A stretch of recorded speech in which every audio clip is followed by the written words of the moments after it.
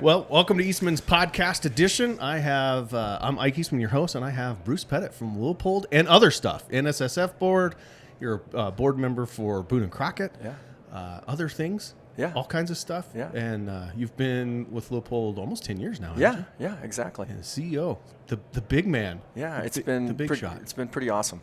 Yeah. It's just like you guys, it's family owned, and so we have I think we're at about 60 some family shareholders. So. Oh my gosh. Yeah. There's no drama in that, is there? There's really not. Really? Yeah, you would think there would be, but honestly, I got to hand it to our shareholders. I mean, they've organized this in a way that really keeps the drama out. You know, we've got family shareholders that are on our board of directors, but we've got a family council, and the stuff that they are concerned about, they deal with there, and then it's brought to my attention through board members if there's something that, and honestly, they've been great. They're great owners. They awesome. care about the business. They're great stewards. Well, it's a legacy brand. Oh my gosh. Yeah, we're 115 years. Yeah,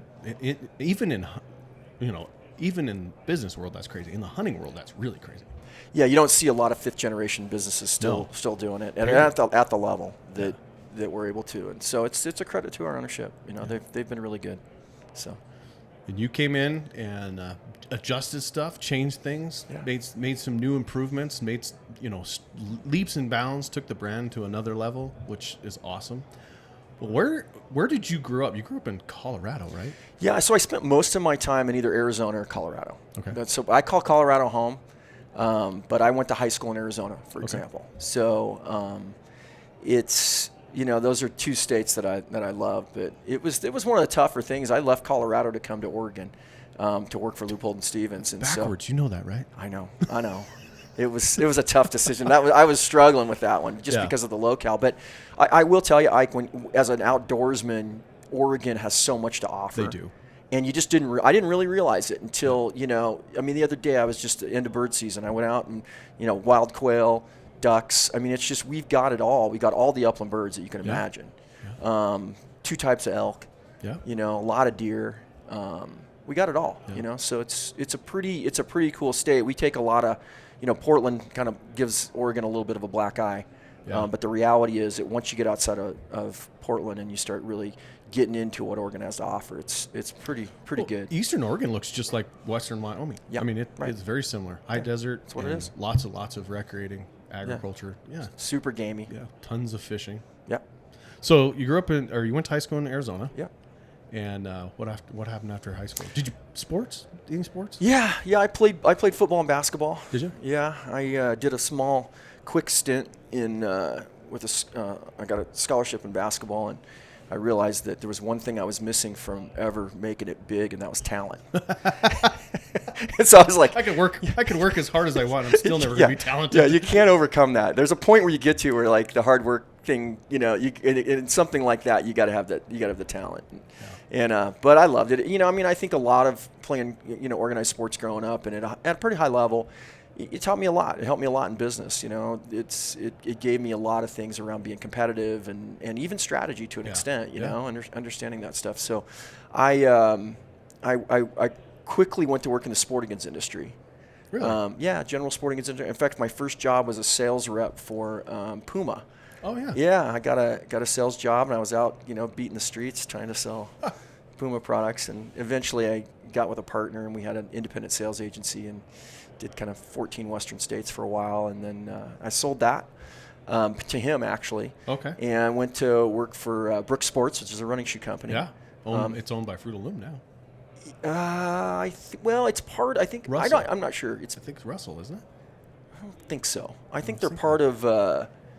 What's the Oracle of Omaha? I think they're part of. Yeah, it's in that same group. Yeah, yep. It's all in that. I only know that because we were sponsored one time by Russell, and they saw me in a pair of Nike shoes, and they were upset. I was like, really? You don't get my tennis shoes? No, you don't. They're like, we have Brooks. Okay. Yeah. No. Yeah, so I did that, and then moved to Colorado, and went to work for another company there that was in the. We owned a bunch of brands in kind of youth sports, action sports, some outdoor brands, things like that. So I attended SHOT a few times early on, doing that. But I did that for 15 years and went through a couple transactions, and then the honest truth is I saw an ad I think it was Sporting Goods Business that said that Leupold was looking for a CEO, and I had just finished kind of my last, I was done. In fact, I was planning on going to Africa and hunting for a month is what my plan was. I was like, I'm going to go and hunt for a month over there, and I saw this ad, and I ended up, updating my CV. I hadn't done it in 15 years, and talked to them, and eventually it came around where they picked me. So that's awesome. Yeah. So did you hunt as a kid? Yeah. You hunted since you can remember? Yeah. My dad wasn't a hardcore hunter. He hunted some. Yeah. My family, though, is full of hunters. You've met my cousin who's a full-time outfitter. And oh my gosh. So he, both of our grandpa on my mom's side, he's a cowboy and a hunter. Red Gastonau. Oh yeah. And so he actually introduced me to quail. That was the first thing I ever did, was a quail hunt. And he had Brittany Spaniels. Oh yeah. Was in Oklahoma, and he took me on a quail hunt. And I was just a little kid. Nothing like jumping in the deep end of that water. I was hunt. Quail hunt. Holy buckets. That was it. I was like, I got to do this. Which end do I use?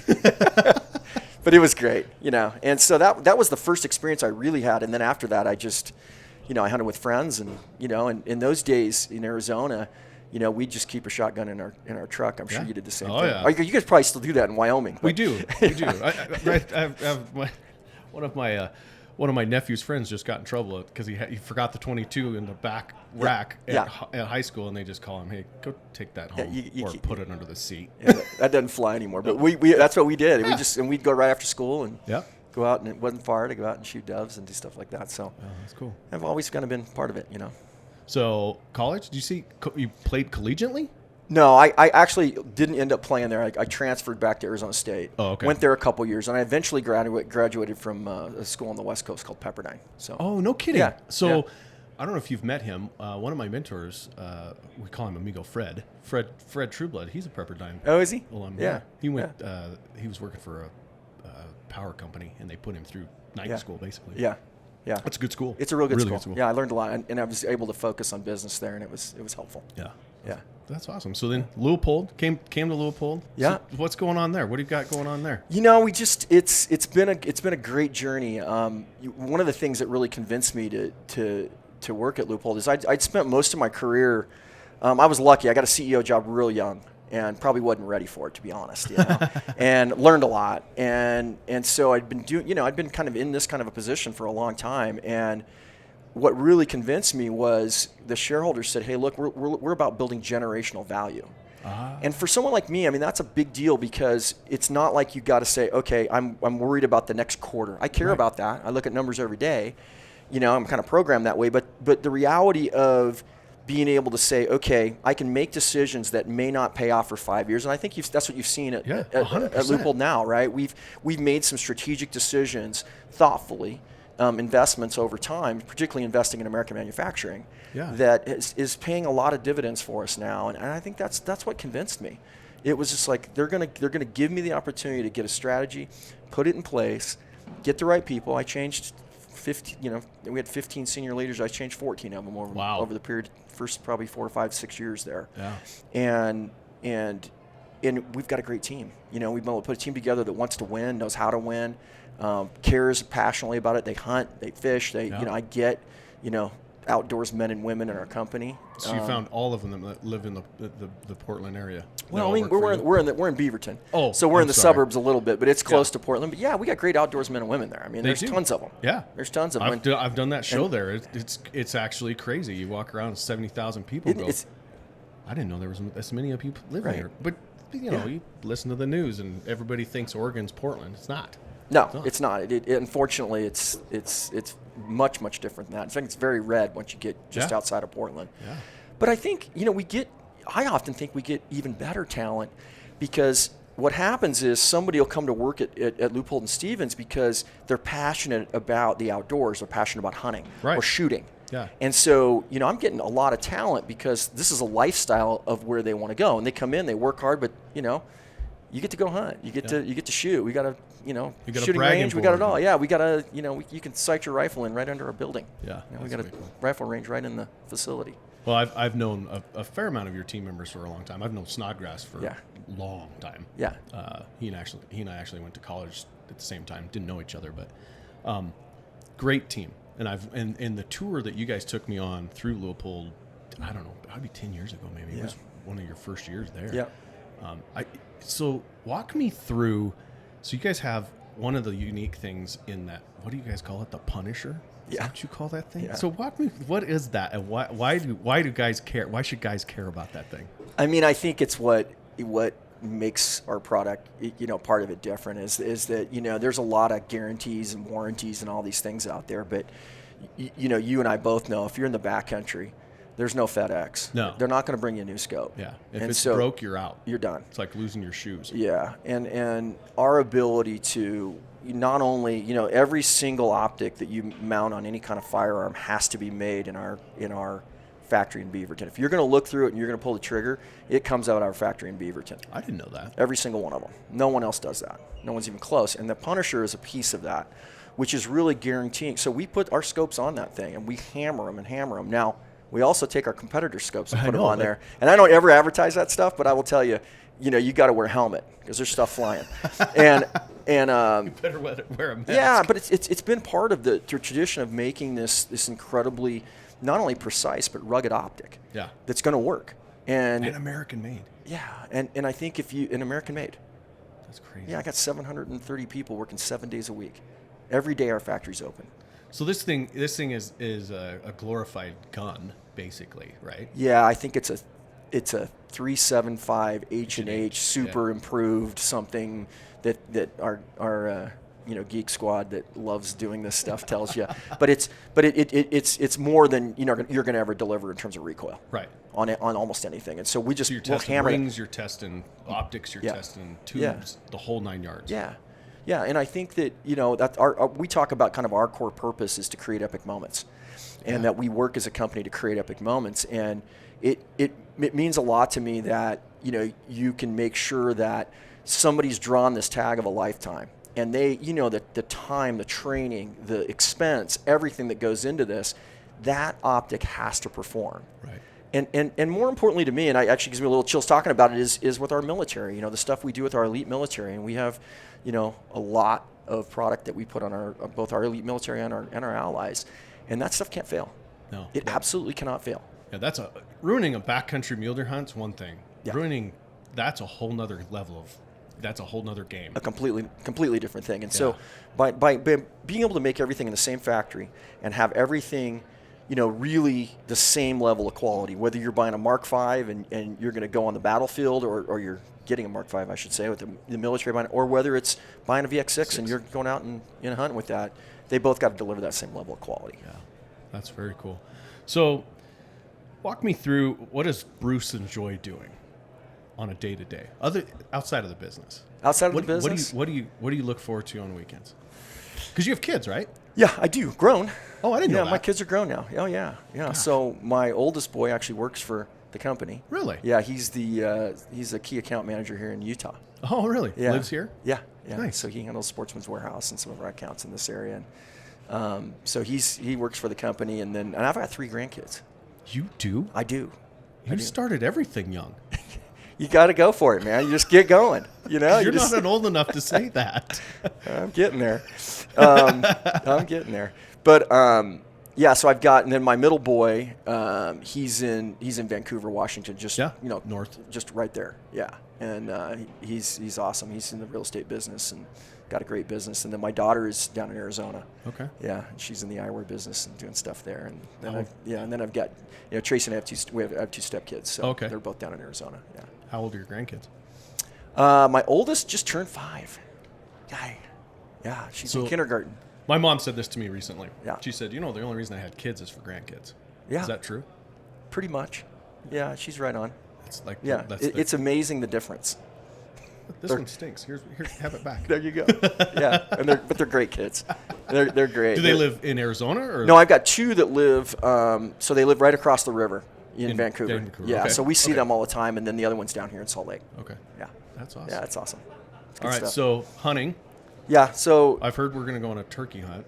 I'm looking forward to that. A little mountain turkey in Oregon. You realize I've only killed 1 turkey in my life. And that's not true. It is. It's just never been a deal. It just never. You know what's funny though? I'm surprised because being an elk hunter like you are, it's a little mini. Hey folks, I hope you're enjoying today's episode. Today, this one is sponsored by Eberly Stock. Eberly Stock has been a partner of ours for a really long time. In fact, the founder, Glenn Eberly, is one of my personal friends, a great gentleman. If you don't know much about him, check out the podcast with Glenn Eberly. He is one of the most interesting men I've ever been around. Now, let's talk about Eberly Stock. They are a unique company. They were started from a cockpit of an airplane, and it was all about backpacks for not only backcountry hunters, but also for guys in the military. These backpacks are designed to be modular. That's what the mainframe is, my favorite backpack. You can add pieces to it, take pieces away like scabbards, top packs, side pockets, the whole 9 yards. The bino harness is one of my favorite pieces. You can add to it, you can add side pockets, you can add a rangefinder pocket, you can add a muff to put your hands in when you're glassing, all kinds of stuff. Plus it has that guarantee. They have a massive guarantee on all of their products, all their straps, buckles, zippers, everything. So check them out at eberlystock.com and make sure you tell them Ike sent you. That's what everybody says. They're like, it's just like elk hunting. I'm going, no, you got to live in Wyoming. Number one, we didn't have turkeys. When I was growing up, there was only one place that had turkeys, and that was on the eastern side of the state. Yeah. Nobody went over there to hunt turkeys. That's crazy. Yeah, It's fishing season. Right. Are you nuts? Yeah. This is the best trout season. You know, everything's... But Sure. it just never was a thing for us. I did it. My best friend and I went over there and spent a weekend and killed a couple turkeys, and it's just not my deal. But not saying we did it right. You know, we didn't do the whole setup and call and all that stuff. We went out, found some turkeys on one of my buddy's property and blew them over and Done. beer 30 minutes later. I mean, Yeah. But I'm looking forward to doing it right way. Because Todd, our wingman, he's like, you just never done it the right way. Yeah. Okay, well, let's try it. It's a blast, and these turkeys are good because they're loud. Yeah. I mean, they react. Well, that's the other thing. Our turkeys are dumber than a box of rocks. I mean, Yeah, I don't know that ours are that much smarter. really? You'll see. But they're fun. Perfect. That's what I mean. mean. You know what it is with turkey? Here's what I will say, though. I've never... They get educated so doggone fast that you can come in the beginning of the season, you're thinking, this is ridiculous. Right. You know, and by a few weeks in, all of a sudden it's game Nothing. on. Yeah, no, it's like you got to really work to kill a turkey. And I've had days where I've thought, man, this is ridiculously easy. Right. You know, I'm just stopping my truck and all of a sudden, here they come.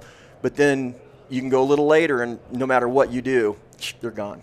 So they got great eyes. That's Yes, for sure. I do know that. Yeah, but we'll have fun. Yeah, it'll be exciting. That's a spring, so that'd be fun. Yeah, but my weekends are, if I can hunt, I do it. You know, I mean, that's really what I enjoy doing. Of course, I enjoy spending time with my wife and my family, and we do all kinds of stuff. Is your wife still? Is she living in Oregon now? Yeah, so she's half time. She goes Yeah. back and forth. Yeah. Yeah, so the youngest is a sophomore in high school, so she's Okay. got a couple more years of that. Okay. And then we'll probably sell Arizona and just be up in Northwest full time. Gotcha. Yeah. So, what's the best hunt you did this last fall? Wow, that's a great question. Honestly, it's really close because I killed a Columbia whitetail, which is a Really? special deer. I didn't even know there was such a thing. Yeah, so SCI recognizes it. Really? Boone and Crockett doesn't. But it's so there's a whitetail deer that is in Oregon. Yeah. And it's a whitetail. And it's small like a blacktail, actually a little smaller than a blacktail. So it's kind of like the ones they have in Florida. Yeah, kind of koozie in a way, Yeah. you know? I mean, it's in that world. But it's basically, they call it a Columbia whitetail because it came in and at one point was along the Columbia River. You can't hunt them up there, but you can hunt them down by the Umpqua. Okay. And so they're along the Umpqua River. They act like whitetail. They stay kind of in an area generally. Do you do it- Super nocturnal. Like tree stand hunts? We do it out of blinds sometimes. And we can do.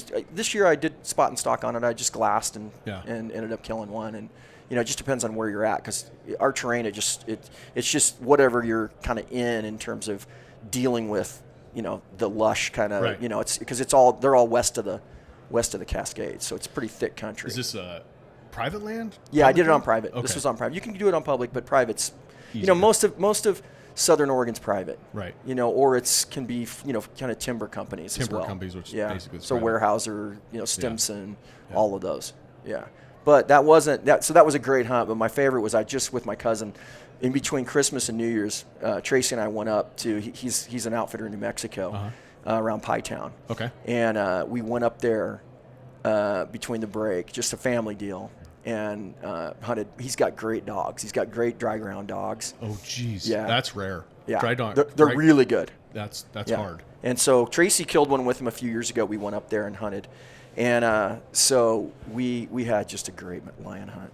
And I love how he does it, because he's got the GPS and everything. We put 6 dogs down, finally caught a track, and it was awesome because we tracked the cat. We didn't just wait and look at the GPS. I mean, we literally went up, down, followed this cat. And it was really cool because you could see, it had snowed a little bit, and you could see the cat tracks in the elk. You knew what he was doing. No kidding. Yeah, and so ended up killing a really big cat, and it got a little squirrely where he bayed up at the bottom of a tree. He didn't get in the tree. Oh no, and that's a dog killer. Yeah, it was rough. One of the dogs got kind of hit, and I eventually it was literally probably from here to that door, kind of 6-7 yards, because I was afraid I was going to shoot a dog. Yeah. Just got in and killed him. And, Rifle? Yeah, I just had a lever action. My cousins, So it was good though. It was a cool hunt. So that probably goes down as my favorite. It was just intense. People think, oh, that's cheating. It's so easy with dogs. I'm like, no, that's the only way to do it. Yeah, and you can't spot and stalk cats. Number one, they're nocturnal. Number two, they're too smart. There's no chance. No.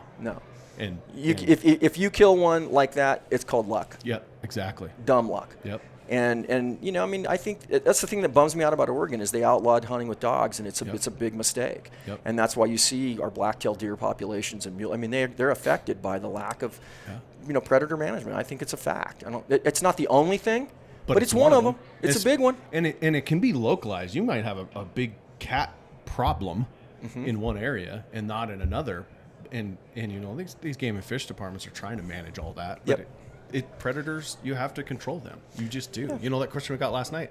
Yep. It's 100%, localized, and they got to be controlled. Have to. Yeah. Well, you see it in Oregon, but this thing was an elk killer. I mean, he was I bet he went $180, $185, and was a big cat. Jeez. And he was an elk killing machine. Yeah. And they don't kill calves and sick and weak, all that stuff. Number one, I don't know if you know this, but mountain lions can't eat rotten meat. They have to eat fresh meat. Right. Their stomach won't allow it. That's right. So they kill stuff constantly. Yep. And then they are the mature animal killers. Right. I mean, in Colorado, I watched a mountain lion come on the back of a 6-point bull elk, come off this top of this ridge and go all the way through this elk brush. And it looked like, when he got done, it looked like a bulldozer drove through it. Yeah. But he killed that bull. And it took him all the way down to the bottom to do it, but he got it done. And that's not sick and weak. That's, those are mature animals. Absolutely. And if you're not controlling that cat, he's controlling the mature animals, just like us.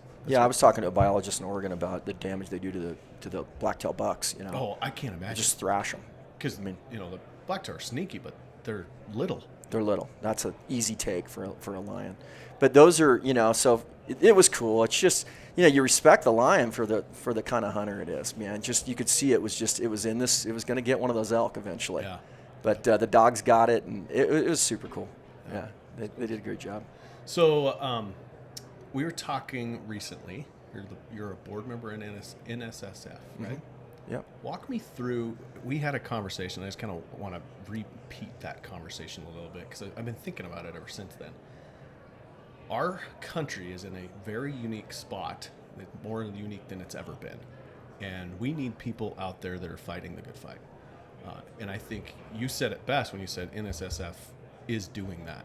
So walk me through what they're doing and how my audience can get, involved in that. Yeah, so the NSSF... They're obviously not going to buy a booth at SHOT Show and donate to that. Right. But there's got to be something they can do. Yeah, it's the National Shooting Sports Foundation. Yeah. And so there's a lot of ways. You can go on to the National Shooting Sports Foundation website, and there's ways that you can support the industry and the work that's being done. But basically, it's a trade association, and it's the one that is the trade association for all of us, right? And the work is it's really well thought out. I think that being on the board of governors, I'm always kind of impressed with how frugal they are. In terms of their management and what they do. Joe DiBartosi's the CEO there, and he came out of the industry, does an excellent job of making sure that every dollar is spent to really protect our Second Amendment rights. And are they connected to the NRA? No. Not Two at all. completely That's different what I thought. organizations. So I know there's NSSF been- is completely on its own. And really right now they've been the lead, in a lot of issues. They do a lot of work, on the Hill. Yeah. And really do a good job of making sure that, our congressmen out there and senators understand, kind of the ramifications of some of the things that are potentially going through and how that fits. And they do it in a, I would say, kind of a non-political way, just like here's the facts and here's what this is going to do. Yeah. And so, if any way that you can support them, it makes sense. And they do, they give out more locks than any other organization, through, Operation Child Safe. Yeah. They Yep. do a lot of things that I think, when you really look at it, it puts the industry in the right light. Because, what we want is just enforce the laws that are on the books. Yeah. We don't need new laws. Just enforce the ones that are on the books, and we'll be in good shape. Yeah. We can make a difference. So Boone and Crockett, that's new. Yeah. That's going to be fun. That's a hard nut to crack. They don't get new board members on there very often. Yeah. Well, it's what an incredible history, and what kind of iconic organization. So I'm honored just to even be considered for that. Yeah, it's a really cool. And they're changing. Cool They used to be looked at as the good old boys club. Yeah. And I think that's changing. You know, they're changing branding, and I think you'll be a great addition for Yeah, that. I think Tony's done a good job there. Yes. Yeah, so I'm getting ready to actually go back this summer and spend some time with them, and yeah, it's good stuff. Yeah. So 3 questions. Have you Okay. thought about them? You told me, and I think I remembered 2 of the 3, but I'll give it So my best. what's one thing that my audience can take away from this podcast that Bruce Pettet taught him or informed him about? That's a tough one, right? I think that if I kind of think about, my career and what I've done, and I think even in just kind of personal ventures, whether it's hunting or whether it's other sports or whatever I've done, I think it's just, you gotta. I love that we have Be Relentless, and I don't want to make this to sound like a Leupold thing, but I think that's kind of the thing is just you gotta move forward, man. You can't sit and worry about the past or think about things that have already happened. I've made plenty of mistakes in my career and in the field, right? Yeah. And the ability to learn from those and move forward, and thoughtfully do that, I think is what it's about. And I think I'm uber competitive. Yeah. I don't like to lose at anything, and it's just part of who I've kind of built that as who I am. And so I take it into business, I take it into family, I take it into sports or whatever I'm doing.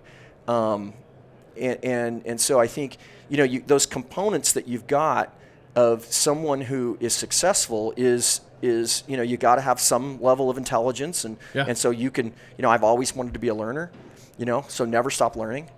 Never stop learning. I mean, before a board meeting, I'm reading articles. I'm looking at what's new going on, the kind of things like that around manufacturing or even sales, marketing, whatever it is. And then, you've got to have the kind of will to win. Yeah. And know that part of winning is being resilient. And so even when it doesn't go exactly the way you want it, that you kind of dust yourself off and you say, okay, I'm going to adapt. I'm going to change the way I'm doing this. Because that's how resilience works. Resilience is making mistakes, learning from them, but moving forward. That's right. It's not, if I'm losing, I'm loser. No, it's just that moment. Yeah, you don't lose. You keep moving forward. Yeah. And I think that's probably, when I think about it, that's probably been the biggest thing for me is just always kind of sitting down and saying, okay, how are we going to win? Yeah. How are we going to do this? I know it's, it sounds kind of football-y or whatever, but it's the reality of it, and 100%. Yeah. Second question, what are you going to be thinking about on your deathbed? If you're lucky enough to have time, 1 day, 2 days, 2 years, whatever, what are you going to be thinking about? I'll be thinking about my family. I will. I've been just so blessed to I have a great wife. I have amazing children. I had a great mom and dad who both passed away, so I'll probably be going, hey, I'm coming up to see you. you know, and just my family. I mean, I have, you know, my sisters. It's I've been really, really lucky, and I can't imagine that I would be thinking about anything else. Yeah. What else is there, right? There really isn't. And so for me, that's, you know, I get a little choked up doing it, but I mean, that's what I'll be thinking about, 100%. I've just got people who truly, you know, I care for so deeply, and, you know, love me, and that'll be it. All right, last question. Why do you hunt? I get asked a question a lot about kind of what's your favorite hunt and all that, and I love mule deer hunting. I love all kinds of different, you know, I think like you, Ike, I mean, you know, I hunt a lot of different things, you know. Yeah. I love being out with my dogs in the field. And so for me, it's just that whole process of hunting, from what you got to do to get ready and to prepare and make sure you have everything from physically to mentally to the gear to everything, and then pulling that together and watching it come together and happen. Sometimes, like down here, whether I don't care a lot of times whether it's, you know, a 200 or 160. I don't care, right? The reality is that process of getting there and making that happen and seeing it all come together. That's why I hunt. I got you. I freaking love it. You know, I just love the whole process of it, and it's not easy. No, that's one of the things I love is that it's not easy, and you're challenging yourself constantly, and it's an adventure. Every single time is unique, and that's what makes it fun. You've never had the same experience twice. I don't care if you're dove hunting or what you're doing, right? Yeah. It'll never be the same. Yeah, and that's what's fun. Yeah, and you add all these factors in. You got dogs, you got partners, you got, you know, weather and animals being crazy. That's right. Yeah. Very cool. Yeah. Well, I appreciate it. I appreciate you coming on. Yeah. Hey, thanks for all that you and your family do for the industry. Seriously, you are admired, and I know at our place you are held in high esteem. So thank you for all that you guys do. We appreciate you. Yeah. Thank you. I appreciate it. Looks like we've got a heck of an expo started. Yeah. It's going to be busy. Saturday will be crazy in here, but it'll be fun. Yeah, I walked the show today just so I could actually walk it. Have you? After this, that's my plan. To walk around. But it's pretty cool. It's vibrant, you know, and there's some great products out there, and people introducing new things. And oh my gosh, I think they added 200 more booths. We got a few hunters here in Utah. Yeah. Well, and, you know, we were talking about this in our group. Is, you know, there's Salt Lake is very central to a lot of hunting. That's true. A lot of rural hunting. Yeah. And it's nice to come down here and eat a good meal and support conservation. And it's an easy place to do it. Yeah, absolutely. Well, appreciate it. Thank you, sir. Thanks, buddy. Yeah. Okay, I'll see you soon.